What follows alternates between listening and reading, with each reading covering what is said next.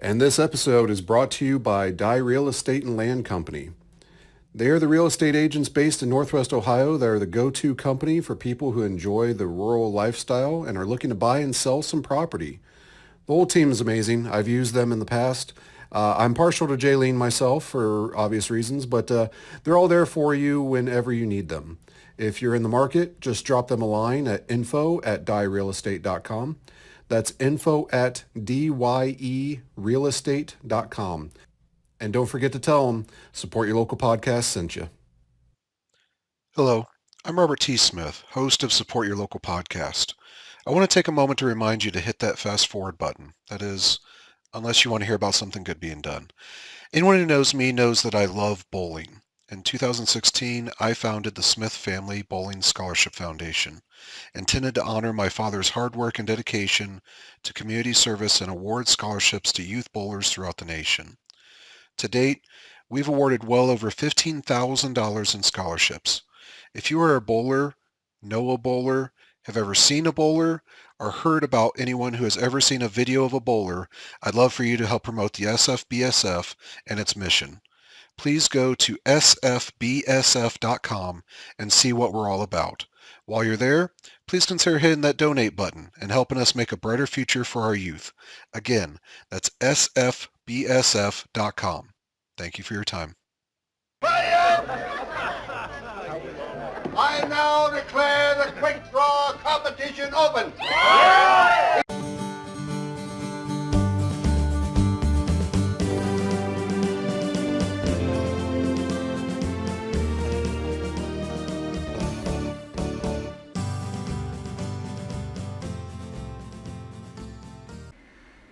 Howdy, everyone.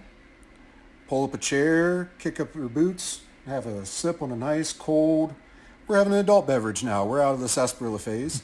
This is the Quick in the Pod, the podcast of the Support Your Local Podcast Network that goes over the Sam Raimi classic Quick and the Dead, one chapter at a time. I am your host, Robert T. Smith, coming to you from beautiful Tombstone. Yes, that one. And today, don't be afraid, those that have been with us on this journey through season one and in our first couple episodes, there is a shadowy figure outside the saloon. I hear some boot steps coming across the boards. And through the bat wings, we indeed have a guest today, a mysterious stranger coming into our saloon in Redemption. Those of you that know Top Gun Minute know this gentleman. They know that I was on the show here a few weeks ago. But I want to introduce everybody to Mr. Brian. Brian, please take a second to introduce yourself. Howdy, partner. Howdy, sir. Uh, yeah, it's been a minute. It's nice to be out west again. You know, not in an airplane this time. I'm gonna saddle up a horse, so I'm ready to go. The weather is definitely beautiful this time of year. We're just now getting out of monsoon season. But so, Brian, thank you for joining us today. We are going to be going over Chapter 2, Just Out of Prison. Before we jump into that, though, as those of you that know, we like to take a moment and kind of get a little bit of backstory in regards to our usually our chapter, where we're at in the movie. Those that were here for season one, of course, know or remember the name segment. But for here on The Quick and the Dead, it's Put My Damn Name on the Board. Put my damn name up! We are going to take a look at today one Mr. Mark Boone Jr., who plays, of course, Scars, who will be playing a pretty decent role in our chapter coming up today. Mr. Mark Boone Jr., born March 17th, 1955. Most people, when you first see him, will probably recognize him from his IMDb picture as Bobby Munson on Sons of Anarchy from 2008 to 2014. I have a admission. I have obviously seen The Quick and the Dead quite a bit. That's why I selected this movie for this season. I did not know until I started doing my deep dive that was him. Same. He just looks so much different without the big bushy beard and the long hair. It's not the same guy. So when I knew he looked familiar, but when I pulled up his information, I was like, oh, that's him. That was not one I was expecting. But yeah, he started out in 1983 in the business. He is probably the biggest equivalent that we have this season to what we did last season of our bit characters, the ones where you see that guy and you go, oh yeah, it's that guy. So he's been in a million things, but just as a character here, usually either as a dirty cop or as a biker or some kind of a laborer. When you look at him, he's just kind of that guy. He did that for several years before getting a somewhat bigger part in 1990's Die Hard 2, the Bruce Willis classic. He was also in an episode of Law and Order that year and an episode of Quantum Leap. And for Quantum Leap, for those of you that remember that great show, the episode that he was in, he actually got to play the leader of a biker gang. So footsteps into what would later become his probably most iconic role. 1991, it was fun to find out when I looked in his IMDb, he played the cable man in John Candy's Delirious. The movie that I saw quite a bit on HBO throughout the years is one of those ones that always kind of ran on our free months of HBO. We were always too cheap to have HBO, but you'd always get those free months, and that was one of the movies I always played along with Hot Shots and Hot Shots Part 2, which speaks to your love of Top Gun, of course, Yes. Brian.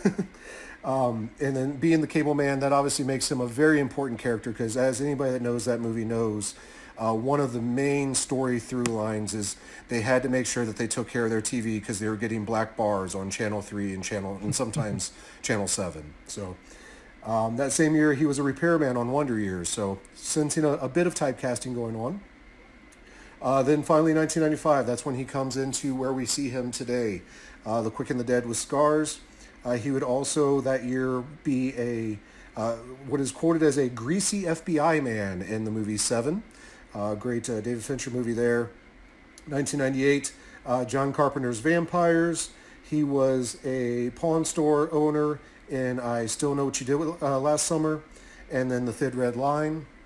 In 2000, he was in Memento, a great Guy Ritchie film. Anybody that's never seen that, take a notebook so you can take notes and keep track of where you're at in that movie. It's purposely skewed like that, but a great movie in there. And then Get Carter.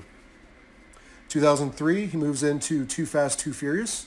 I have an admission where I'm not a Fast and the Furious fan. I don't get into the car stuff much, but 2005, he was Detective Flass in Batman Begins. He was the corrupt partner of James Gordon. And then 2007, that is where I kind of know him first from. So I didn't really get into Sons of Anarchy until about halfway through the show. People really turned me on to it. I knew him in 2007 as the guy in 30 Days of Night. He was the gruff exile that lived away from the town, that drove his truck to and from. Had the great first jump scare of the movie where he's driving and gets plowed into. That's where I first knew him as, and then recognized him, obviously, as I started watching Sons of Anarchy. To keep in with his gruff appearance, he played a worker in Halloween 2, the Rob Zombie version, not the John Carpenter version, and or the Brian Green, or the Green version. There's now 3 Halloween 2s, which is a sad testament of things. And then in 2019, the last credit that I have here, he did work in an episode of The Mandalorian. But that was kind of a not so brief look at the history of Mr. Mark Boone Jr., who plays Scars in our movie. Brian, why don't you jump in? What kind of jumps out with you with this character? Oh, well, like I'm with you. I didn't, when I started watching this and you told me we were gonna spotlight Mark Boone Jr. and I seen that it was the guy from Sons of Anarchy, and I was just as shocked as you were. So, but It's weird. Once you see it, you see it. Yeah, but you'll never see it just by seeing right, it. yeah. But yeah, the character of Scars, he's very different.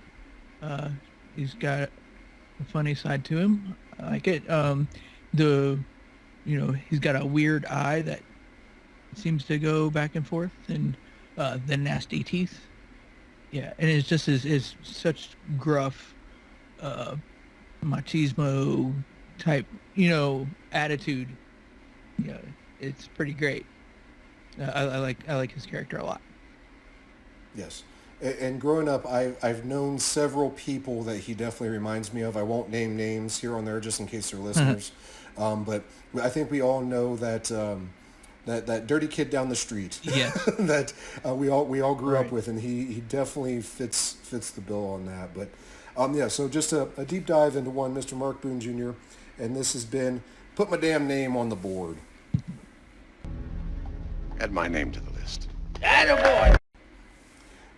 And we're back. So after taking a look at one of our key characters, Scars, for this upcoming chapter, Brian, as you know, one of the things that I challenged all of my guests when I sent out the invites this year, and I'm glad. First and foremost, let's start by saying congratulations. You're actually my first guest ever. So obviously with the first season, I didn't have one. I did the first episode by myself to kind of get people eased into it. But now I'm starting to have the shadowy figures walking down the boardwalk, and you get to be the first one to join our tournament. So welcome. Thank you. One of the things that I enjoyed when I guest starred on your Top Gun Minute, and I shamelessly stole for this movie, I will openly admit, is you always had somebody come up with what their call sign would be if they were in the movie Top Gun. Oh yeah. And after long deliberation, I know that I came up with mine, but I liked the idea, and I shamelessly stole it for mine. So Pat Hingle, he's standing on the ladder. He's got chalk in hand. Anybody that enters Redemption, you have to get into the tournament. It's a must. So as the next gunfighter to come up, Pat Hingle says, what's your name on the board, sir? Well, just put Maverick on there. I like it. It sounds legit. I like it. It has a nice little connotation both with your Top Gun roots, but it also harkens back to Mr. James Garner, Yes, sir. obviously my patriarch of the podcast from Support Your Local Sheriff. So we have Maverick on the board. Let's see how he fares against our other guests throughout the season. But before we do that, let's go ahead and jump in, man. It's chapter 2, just out of prison. So we had the intro to the movie. We had the mysterious stranger riding into what we know now is Redemption. We had some brief flashbacks. I wonder what those will mean as we go later in the movie. But we start our chapter with the lady walking out of the saloon doors, and she grabs a seat on the porch. She has a glass of what we assume is some decent rock gut whiskey coming from the saloon that she just had. It's firmly in her hand. She gets settled into a chair, and we see the chair is actually that of a shoeshine boy. Not one that will ultimately turn into Underdog, but a shoeshine boy nonetheless. Maybe a early predecessor of a Joe Pesci character in Goodfellas. We'll see. He's quick to offer her anything that she could need, and apparently he has some pretty in-depth connections for items, which I found interesting given the town and the situation, just exactly how he was coming about some of the things that we see on his card. Yeah, considering he looks like he's about 14, 15 years old. If that, Yeah. yes. Which, I mean, granted, back in that time frame, that makes you a man, I guess. Yeah, But you think it'd be a little bit more cumbersome to come by with some of that stuff. When he offers her the things, the lady just answers, "Just shine my boots." And as she does it, every time I see this kind of bothers me a little bit. Sharon Stone doesn't completely open her mouth as she says it. She has it in like gritted teeth, and I really don't know if she is trying to channel her inner Clint Eastwood. Because obviously this entire movie, and Sam Raimi was very open in saying that this is very much a send up to the Italian spaghetti westerns of the 60s and 70s. A lot of those involving obviously Sergio Leone and Clint Eastwood. So I don't know if she's just trying to get that Clint Eastwood gritted teeth talk, but it comes across more to me like she's almost from the Midwest, which both you and I are, but kind of almost like North Dakota or almost Minnesotian, to where it's almost like, just shine my boots, don't you know? You know, Right. I'm almost waiting for that accent to come Right. off of it. But she does look around, and she sees a glint coming off of a telescope, shining from an upstairs window in the building across the street. The shoeshine boy, who, if you didn't notice from the dark glasses, if that wasn't your clue, we do find out that he is in fact blind. Yes. But he somehow knows that she's looking there, and he tells her that the place across the street belongs to a man named Herod. And remember that name. That's going to come into play quite a bit throughout this movie. We'll find out who this mysterious Herod is. Yeah. But that's not just no ordinary building. That is like a modern day looking house, Yes. set in the 1800s. Yes. Yeah. Yes. It's like it definitely has the lap of luxury there. yeah, that's like a mansion to what, these people would be used to seeing. Yes. Yeah. And just from the little bit of rundown buildings and such that we've seen throughout there, definitely, as we'll find out, this man has maybe some more connections than even our shoeshine boy, but definitely some money to be spent through that. I did find it pretty humorous that the shoeshine boy was allowed to, or able to, identify what was going on. So even though he's blind, like the glint would have came from behind him. So even if he wasn't blind, he wouldn't have been able to see that. So I wasn't sure. Does he feel the heat? Like is the Arizona sun? Which, by the way, this is all right around the Tucson area. Is the Arizona sun glinting off that glass, leaving is it basically like frying an ant, like some kids did as a kid, or what's going on? I with can that? see that, but I would imagine that this is this boy's little shtick. That's what while he's shining their the boots of all the patrons that come there. They're probably when he knows it's somebody new, that chair is facing that house. People are going to be wanting to know what's the deal with that big old house in Right. this little crappy town. Yep, absolutely. That's my theory. I even pose a similar theory to where, as the movie goes on, I'm not entirely convinced this kid's blind. I think that's part of his shtick. That's possible.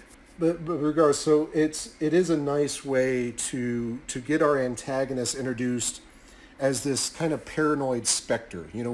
We haven't seen who this Herod is, but we can tell that there's something going on. Like you said, he has the nicest house in town. He's spying through an open window at anybody that's coming into town. What's his deal? What's going on with this guy? So it is a nice touch to kind of get that feel for what is going to come for this what we'll find is the evil leader of the town. I like the touch for it, but as he lets the lady know that basically everything lives in redemption because Herod allows it, his daredevil hearing senses are tensed.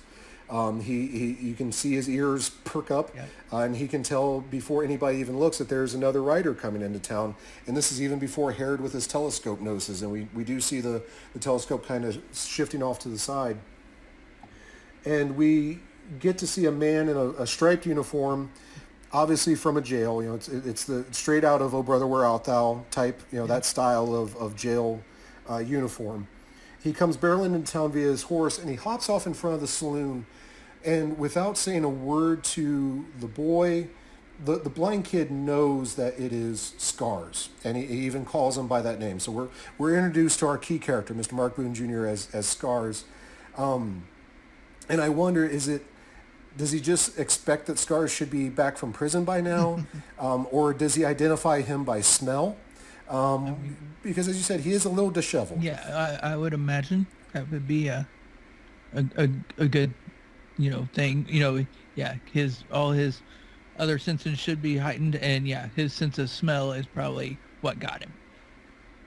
Because he looks, judging from the big sweat stain on his back, and he's just dirty, and Yes, and unfortunately, not just his back. He has what I hope are sweat stains, pretty much throughout that uniform. Yeah. let's just leave it at that. I'm not sure how long of a ride it was from jail, but hopefully we'll stick with sweat stains. I like that. But man, that guy is strong. He threw that guy out the saloon doors and completely off the porch.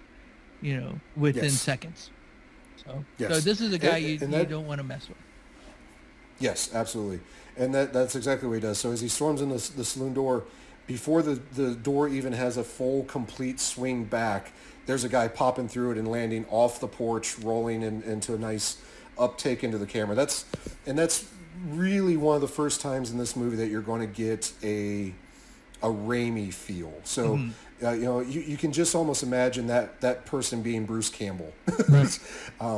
getting tossed on there and popping up. But he pops up. If you notice, when he runs away to get away from Scars before he can come out of the saloon, he actually takes the exact same horse that Scars just rode in Right, on. he stole his horse. Yeah. So by my recollection, I mean, I'm no lawman, but I think that makes it a valid thing that Scars comes out and ultimately shoots this guy. Yep. He is in theory a horse thief. Yes. Yeah, that was totally against the law, and he was totally in the right, even though he probably stole the horse himself. Well, I mean, that's it. Maybe that's what he served his time in jail for. You never know. Yeah. But as the guy runs off with the horse, Scars comes back out. He's got a full mug of beer in his hand, pulls out his gun, calmly pulls the trigger, boom, boom, shoots the guy clear down. He's about 3 or 4 buildings down. So pretty decent shot with a pistol that we find out from Scars, as long as he has time to aim with it. And I noticed there was no Wilhelm scream. That is missing. Huh? I said absolutely yes. That is missing. Yeah, yes. I was totally hoping for a Wilhelm scream, and it didn't happen. So, but that's okay. It still had some good Foley work, Yes. So So we'll still chalk it up as a good kill, and coincidentally, the first kill of our movie. We are at 1, so we'll have to keep track of our body count. Scars, after shooting the guy, he pulls up his sleeve, takes out his knife, and makes a slash across his forearm. Ouch. Apparently, I'm guessing that's not a fun. I've never, not to get dark, I was never a cutter. I didn't understand that thing, but that's one of the reasons why. Is that no thank you. I'll stick with tattoos. right, same. But apparently that's where Scars is getting his nickname from, because he says that's 15. So we are to assume that this was not Scars' first foray into shooting somebody. I wonder if it's his count for the day, his count for the life. But apparently Scars has at least 14 more people that he's sent to the Undertaker. But he downs the entire glass of beer, and I was impressed by this. I am not a beer drinker. I've never acquired the taste. I was more of a rock gut whiskey guy during those times. But he does it in a style that anybody that's familiar with Benny Hill would be very proud of this. Yeah. I mean, he gets it down in about three sips and it's done. He has a little bit of splash out around his mouth, but for the most part, he gets most of it there. So it was a good down beer in one take. Yeah, it reminds me of the remember the Man Show that used to be on. Yes. Ziggy Saki, oi, yeah, oi, oi. Yeah, they always had the old man that was out in the audience, and he would chug a beer in like 3 seconds. Yeah, that was great. That's what that reminded me of. It's and that old man is an homage to the old Benny Hill show on the BBC. Yep. Every episode, he could down, and we're talking dark lagers, like ones that when I was a kid I didn't realize it was a beer. I thought it was root beer. and he's chugging them down where I would probably have to chew them. But so Scars approaches the lady and he informs him that he's fresh out of jail and he's in need of a woman. Yeah, he got 30 years. Yeah, he got 30 years. But out of that, he served a grand total of about 5 days. So, yeah, congratulations. So congratulations. So it is a nice little touch of her that she brushes him off, or I hate to use the phrase she blows him off, but she brushes him off, and notice that she averts her eyes and lets him know that he needs a bath. But it is a nice touch that she's not making eye contact with him. So she's trying to be the hard ass, but not engaging, not getting that dominant side out of there. But fortunately for her, he does kind of get the hint. It does help that the shoeshine boy does find her rebuffing him a little bit amusing. Yeah. And we get Scars in what is probably a little cruel considering the guy is blind, but again, maybe he's not blind. He dumps his entire rack of items onto the floor, and you can see Sharon Stone immediately kind of repress some anger at this, but also you can tell that she regrets being the cause of this. So even though she was trying to act tough and kind of rebuff Scars, she knows that she's kind of the reason why he just did this to the defenseless shoeshine boy. And it is a nice little facial tick of her kind of going, well, shit, I shouldn't have done that. Right. So we cut from there to the young lady from the saloon, and we find out that this is, in fact, Commissioner Gordon, or as some people like to call him, Pat Hingle. Commissioner Gordon's daughter, who helps run the saloon. She's leading Sharon Stone upstairs to her room, and as she passes the first door along the wall, she hears something that gets her attention, and as she's investigating the door, it does pop open, and we see a group of people that we'll see throughout the movie giving all of their worldly goods. I mean, we're talking chandeliers and candelabras and money to the gentleman who had been reading a paper in the saloon earlier when she was rebuffing Ace Hanlon. And I'm figuring that we should probably keep an eye on this guy because he's apparently someone, because he keeps popping up and he definitely has a very intimidating presence, but he glares at her for opening the door and slams the door shut in her face. It cuts to the young lady getting the room ready for Sharon Stone, and as Stone is unpacking her things, the girl keeps messing with all of her items, much to kind of the frustration of Sharon Stone. And finally, she removes a picture of, surprise to me, Lieutenant Dan from all of her items. Right. Well, I think it was Lieutenant Dan's great-grandfather. It could be. So I wonder exactly which war he would have served in. So in theory, I mean, we're probably in the 1870s-ish. So, I mean, he has to be somebody from the Civil War, right? Right, yeah. Because, I mean, somebody from Lieutenant Dan's family has died in every single American war. It's got to be. Yeah. But she does look at it lovingly, so we're left with wondering, is Gary Sinise a former flame? What's kind of the connection there? I'm sure that will come to light as we go through the movie, but we cut from there to Sharon Stone putting her hat on outside at night, and it's a very realistic heavy wind blowing around. I can attest coming, I'm right here in Arizona right now, with all the hills and valleys around this area, some of the winds can get a bit ridiculous. Like literally just this afternoon, I was out working in the yard, and I have one of those cool little hats with the little neck guard and all that stuff. It literally flew off me twice just with the gust of wind that we have, and I had to put on glasses because of the dust storms that were coming through. And this, as we're recording this is, the beginning of September. This is past monsoon season. This isn't even when it gets really crazy. So I will attest that was probably one of the first realistic weather things that Sam Raimi caught filming this in Arizona. Huh. Yeah. I have noticed that. I know you're really big into tropes. Well, I think we have a trope alert right here.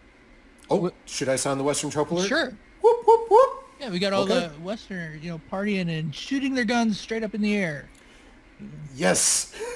Yes. That is literally my very next note. Thank you. She walks down the stairs back in the street, and they're celebrating Dia de los Muertos, which is very big out here in the Southwest, obviously. But my very next note, there's a lot of people firing their guns in the air. See my first few episodes of season 1's Support Your Local Sheriff for what my stance is on that trope. I just don't understand it. It's a cool thing, I guess. But just too much time on their hands. I don't get, and it's just hands. It's not even like extras out in the distance doing something. It's just hands with guns firing them in the air. Yeah. Yeah. And everybody knows bullets what goes up must come down. That's Yes. you're just gonna have a lot more of a body count in this town that we don't even know about. Yeah. It's just crazy. Ooh. So we have a great celebration of Dia de los Muertos going on. We see all the various cool masks and fires all about. And as she's going through the street, we get a sudden appearance of an older bearded man, and he looks like he's snarling as the camera goes by. It's almost like Raimi's first horror section of this movie. Yeah. And for me, I would be scared of this guy because, I mean, Jesus Christ, this is a Kevin McAllister nightmare. Right. It's his neighbor. It's the scary old man from Home Alone 1, man. I mean, how many people in Redemption are in a salt bucket somewhere because of this guy? And then he disappears. Yes. And what is a horror trope alert? So whoop whoop whoop on that. Like you said, so we see him, and then somebody walks by, and as it clears by, he disappears, and then there's just a weird Mexican guy in skeleton face standing there, and it's straight out of a horror movie where you'd see somebody like, they didn't have buses and subways during this time period, but it's exactly out of one of those movies where you see somebody and then a bus goes by and then they're gone. How? Right. Yeah. Where did this old, like we see throughout the movie, this guy doesn't move very fast. Even in his younger days, he couldn't catch a young girl running away from him. Spoiler. Right.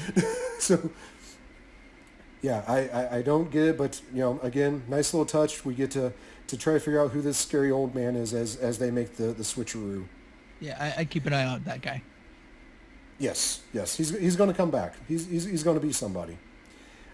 She's accosted by a man trying to sell some gold teeth. And spoiler, for those that don't know, this is actually Scott Spiegel, who is a writer, director, producer, very good friend of Sam Raimi, making a bit appearance trying to sell some gold teeth. But it leads to believe, like, one, where are these teeth coming from? Like, what, like you said, is this the body count from the guns being shot in the air? Or are people just being killed on a regular so much in Redemption that this guy's able to steal all their gold teeth to the point that they're selling? And two, who's buying these gold teeth? How much is he selling them for? Exactly. Like gold's a commodity. I get that. It doesn't matter where it comes from, but I don't know that I'm buying somebody's teeth. Yeah, me neither. I mean, how do you put them in? Yeah, are you selling them? Are these for you? I could use a bicuspid. Do you have a 3 1/4 or? Right. Yeah. I would think I would just have a necklace. Oh, yeah, I like I'd that. start a trend. There you go.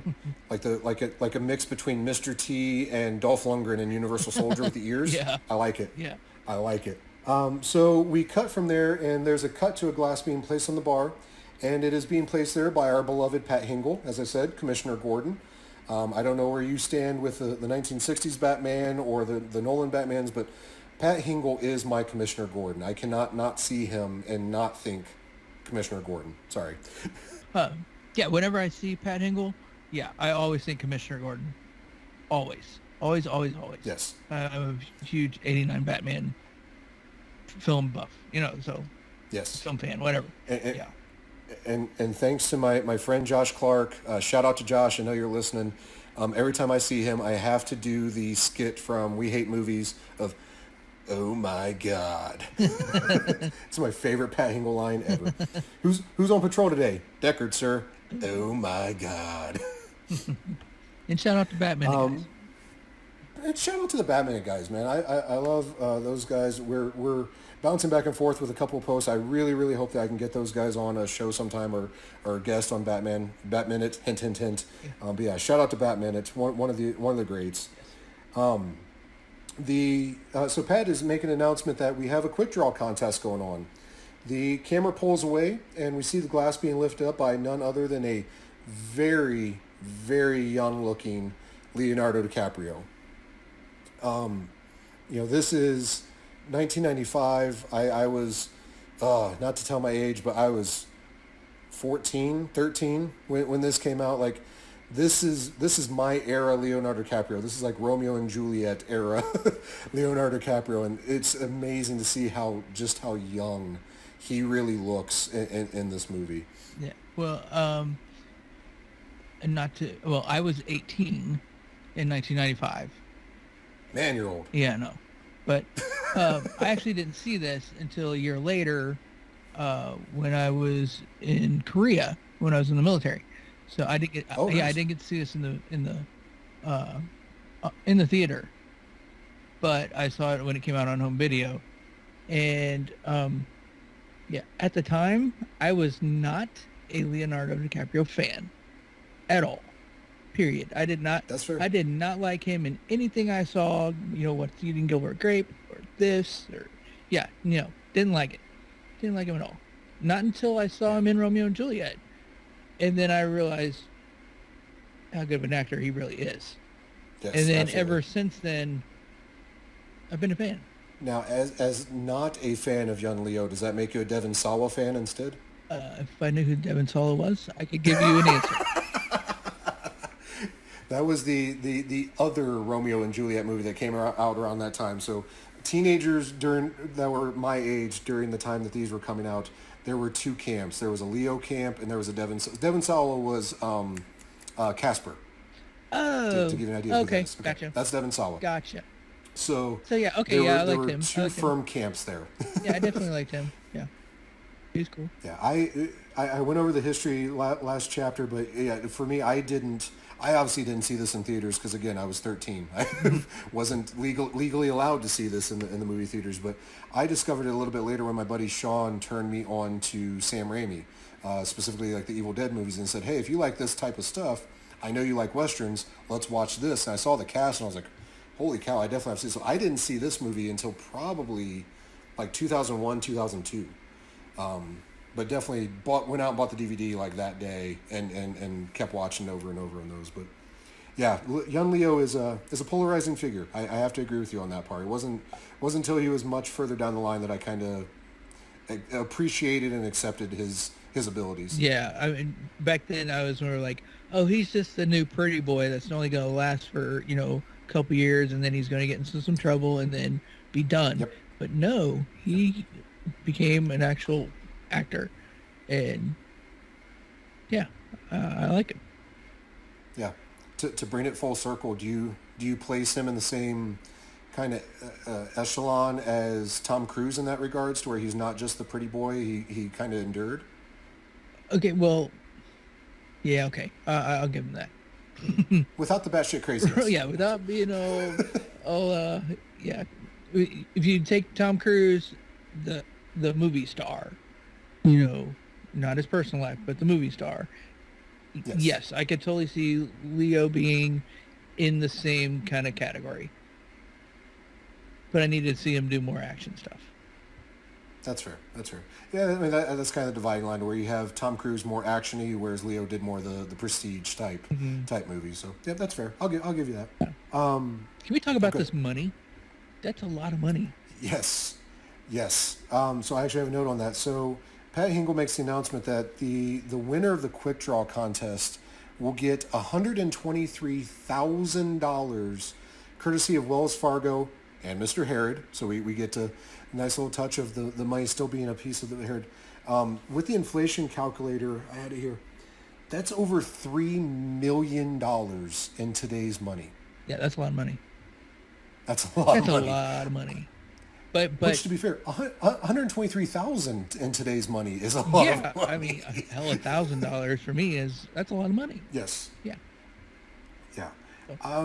And I find it interesting, one, because it kind of speaks to whoop, whoop, whoop, another Western trope alert. The amounts of money in Westerns are always so kind of all over the place. So you have movies where it's set in the 1960s, 1970s, and rewards are $100,000 or $200,000, or you hear people talk about $1 million. Like, I don't know that there was $1 million back then. Right. But to make the story resonate, a lot of times in the scripts, they will make those numbers exaggerated to where it's a reasonable amount for somebody looking at it through a 2020 lens, but it wouldn't have been back then. So like, if you made a script and you said, yeah, this guy's wanted for, $25 for stealing a horse, to us it's like, oh, $25 isn't anything, but back then that $25 would have bought you a house and a horse and some land. Right. Yeah. But I mean, it's funny though, because like you can see the looks on all the people in the saloon, as he's talking about it, and they're like, "Ooh, the lure of all this money," and like, "Ooh, that's what draws them in." But, we find out, well, I don't want to spoil it, but there's a certain person that seems to always win every time they have one Yes. of these contests. And so, yeah, if you're gonna not only if you're gonna win this money, you're gonna win something else. I don't want to spoil it, but yeah, I mean, it's not just the money. Yeah, everybody that's in there, you know, well, at least half of them probably already know who usually wins, and the other half has no idea, and they're just sitting ducks. Yes. And it makes me wonder, something that's not really ever addressed is, like you said, they speak to previous years of this contest. But like how many years has this been going on? They don't really say, is this the second one, the third one? We just know that Mr. Herod always wins. Right. Yeah. Yeah. And I mean, I guess that's a good incentive for him to put the money in. He's part of it with the bank. So Right. He's just getting his money back. Right.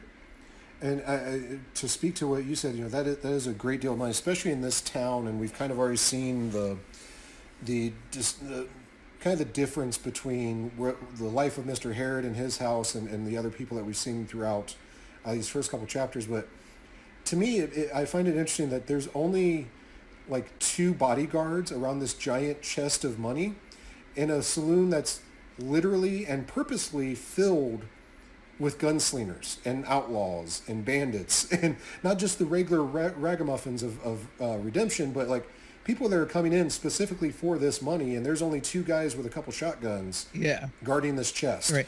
And are those guys guarding that chest 24/7, or did they pick, Right. or did they take that? Because I didn't really pay attention that much to the movie.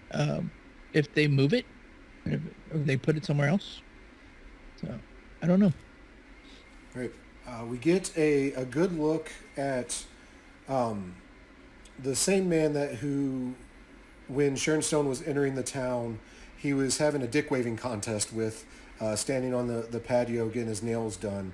But this time we see that he's getting his face painted. And I have to admit, full disclosure, that I've seen this probably 100 times. It wasn't until about 4 times ago when, and actually it wasn't until I moved out here out west when I kind of realized what Dia de los Muertos was.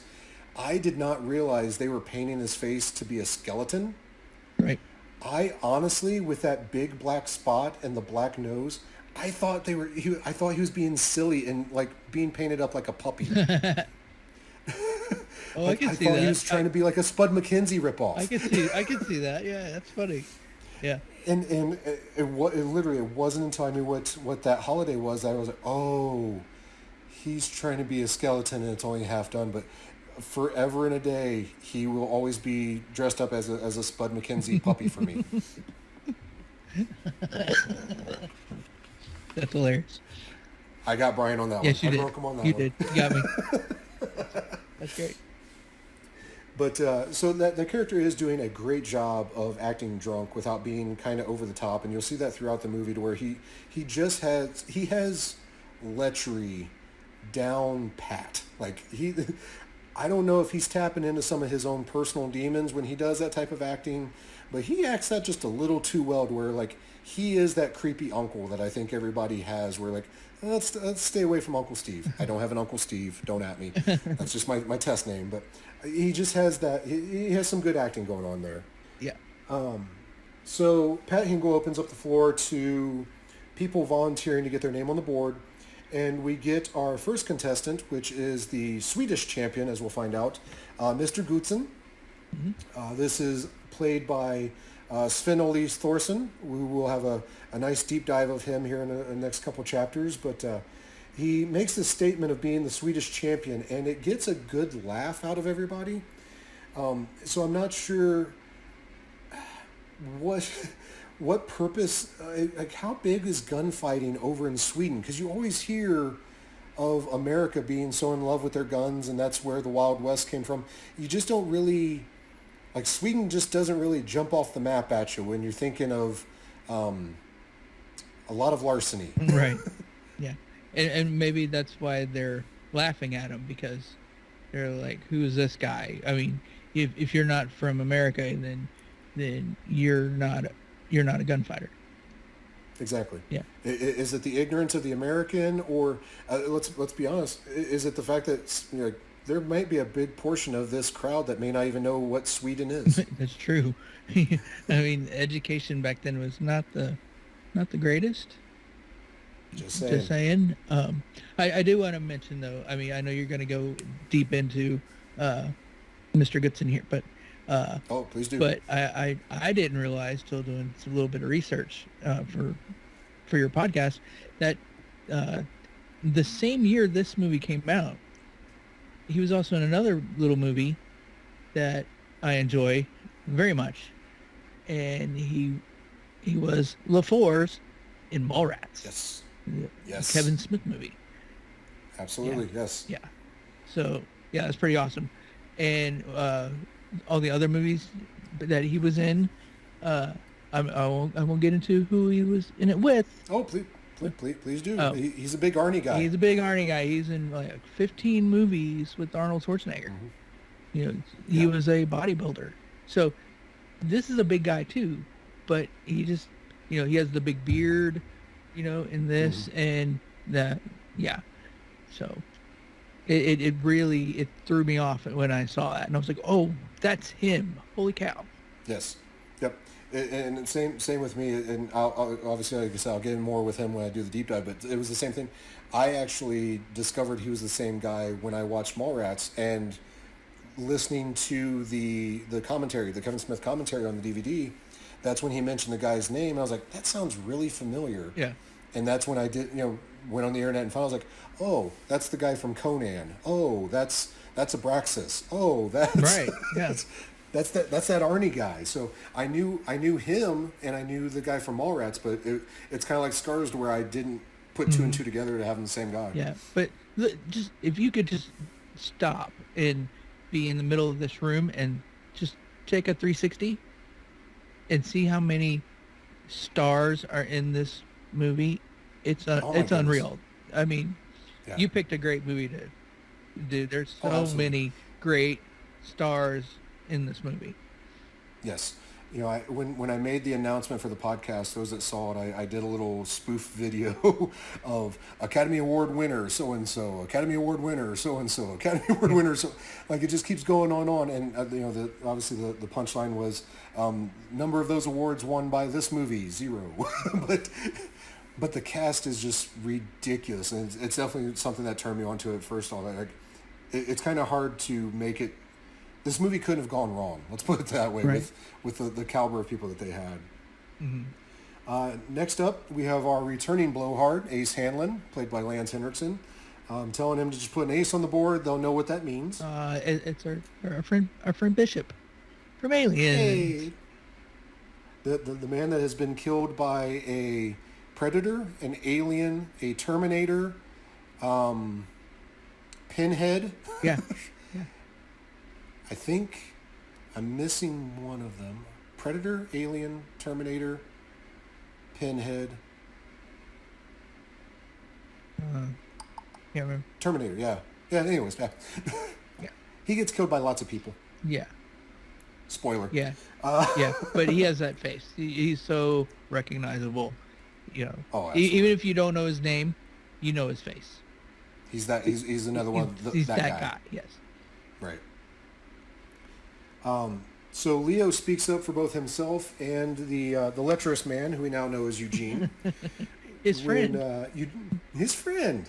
When Eugene tries to talk his way out of being put on the board, Leo quickly calls him Chicken. And we don't know Eugene's last name, but it may very well be McFly, because this obviously sets him off. Right. And he jumps up to fight Leo, and he does something that has always been curious to me. He's stopped by one of the bodyguards, but he's also, his right arm is kind of held back by scars. Right. And it always bothers me when I see that, because why is Scars holding him back? What does Scars have to do in this? 2, he does it by completely turning his back to the situation with his head down and is just holding the arm. And like, I've been in situations in my rowdier youth where there's about to be some fisticuffs going on.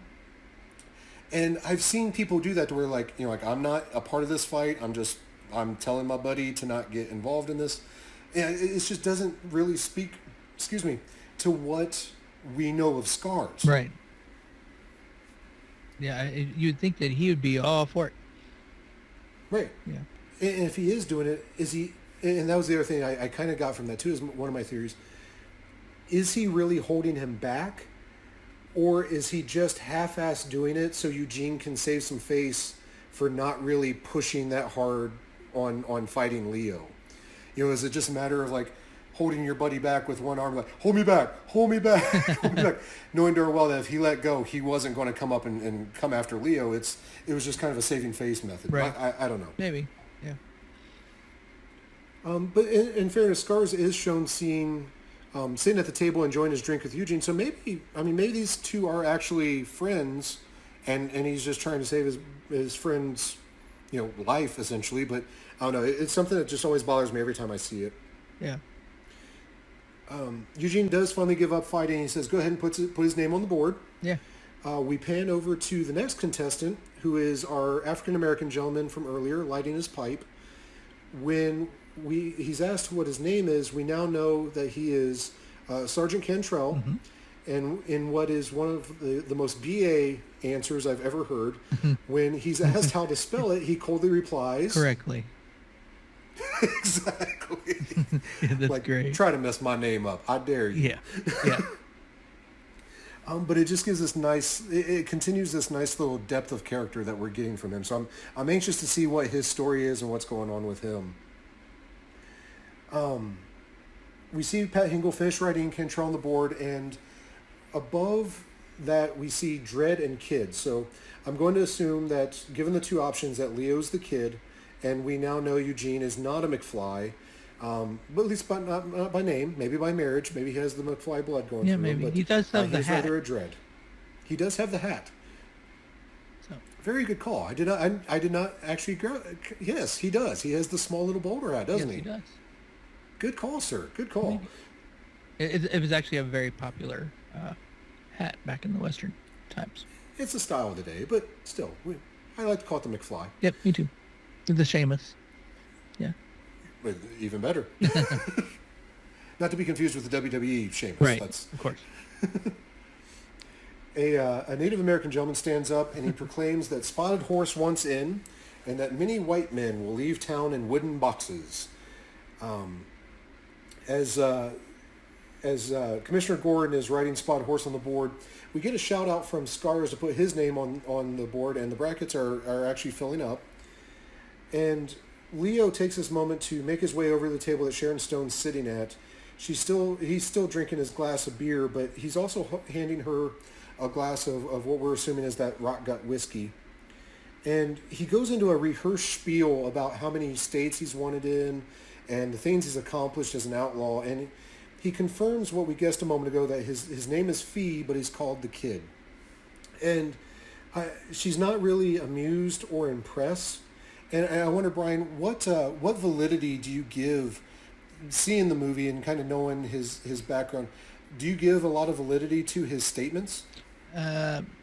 No, but it's a very lame pickup line, or a way to pick up women, I think. But it was the 1800s. We were all they're in a saloon full of outlaws, so you attract the same kind. You do what you got. You do. You do you. Yeah. So I mean, to me, I thought it was kind of lame, the way he was saying it all. But and it's like, can you really do all this stuff? But yeah, I don't know. I don't think so, because he like I said back then, he's a kid. He was what? Leo was 21 years old when he was filming this, so I'm Right. guessing, his age his character age is going to be somewhat the same, pretty close. Yeah. I always pegged him as probably around 17, 18. Yeah, kind of a, he's trying to be like Billy the Kid type thing, or maybe playing off of it a little bit. Or maybe that's what his daddy called him, just the kid, because you know he's just the kid. He's not really, he's nobody to him, just the kid. Right. When we find out who his daddy is, you know. If we find out. If we find out. Dun, dun, dun. Yeah. So, yeah, it's pretty lame. I don't believe him. He's just a pretty face in this little town. Yeah. Yeah. I mean, to be fair, at the end of the day, he still is Leonardo DiCaprio. That's true. And Yeah. compared to Scars. Yeah. But I love her reply is, again, congratulations. I love it. Right. Yep. It's a great. Just having none of it. Yeah. And props to him, though. I mean, even with his line not really landing with her, he does have the balls to just kind of sit next to her and smack his hand on her thigh. I mean, maybe he's not good at reading the room, or maybe he's just going all out for it. But I give him props, man. I don't know that I'd be able to do that. Yeah, he's got some confidence, definitely. Yeah. While she's sitting there, removing his hand from her thigh, take a look over her shoulder. Yeah, the wanted posters. Yes, the wanted poster. The wanted poster that's literally right over her, I believe it's her right shoulder. There's someone wanted for murder and rape named Virgil Sparks. Uh-huh. And we immediately cut to, hey, it's Virgil Sparks. Yeah. He's standing by the board. He has a lady of the evening on each arm, and he's proclaiming himself the pride of Texas. Mm-hmm. So apparently the bar is kind of low in that time frame, being the pride of Texas. But yes, wanted for murder and rape, one Mr. Virgil Sparks. Yeah. Great blink and you miss it joke. I found that one on IMDb, and I look back, and every time I get the nice little chuckle of, oh, hey, there's Virgil Sparks. Yep. Yeah. But we end our scene with the kid offering the whiskey to the lady and noting that someone drinking that rock gut must want to die young. Having been a consumer of low-grade whiskey throughout my time, I can tell you that it does not extend your life for sure. But it does show her softening up a little bit for the kid. She does have a little bit of smile and a chuckle at some of his lame attempts, but that is where we leave off. Brian, let's talk, man. What's going on in your world? Well, I finished up Top Gun Minute in the middle of August, so that is all in the books. Anybody can go catch them on any podcatcher they want. Just look up Top Gun Minute. I am now in pre-production on my next podcast, in which I'm gonna hopefully maybe beginning of next year, maybe it might be in the spring of next year when it finally comes out, depending on when I get it all recorded. But I am going to be doing a nice little buddy comedy from the early 2000s. Tango and Cash? That's maybe coming down the line, but not this one. Dude, where's my car? Nice. Yeah. Or should I say, sweet. Dude. Sweet. Yes. I will be doing that. It'll be coming soon. Oh, that's exciting, man. For those that did not or have not yet gone and listened to Top Gun Minute, as you say, you just wrapped it up, so you can get to the entire movie. You can binge listen and get the full movie. I was a guest star on there. I appreciate the time that you had me on there. Absolutely. It was that podcast that literally led me to finally watch a movie that had been off my radar for quite a few years. So I had never actually sat down and watched Top Gun end to end. But in getting to know Brian and getting to know the podcast and listening to that led me to go back and finally fill that gap. So yeah, definitely, if you're a Top Gun fan, if you're not a Top Gun fan, give this a listen. It may be the reason why you go listen again. But excited to hear about season 2. Hopefully we'll hear more about that as hopefully throw the invite out there, man. We'll come back later on in the season. Let's have some more Quick and the Dead talk. Absolutely. That'd be great. Awesome. All right. Well, until then, please, if you have not already, Check us out on social media. We are still with Support Your Local Podcast, so that is our tag at Facebook, Instagram, our YouTube channel. If you need to get a hold of us for anything, questions, comments, concerns, please hit us up at SUP, S-U-P-P, SUP Your Local Podcast at gmail.com. You can just give us your feedback. Let us know what's going on.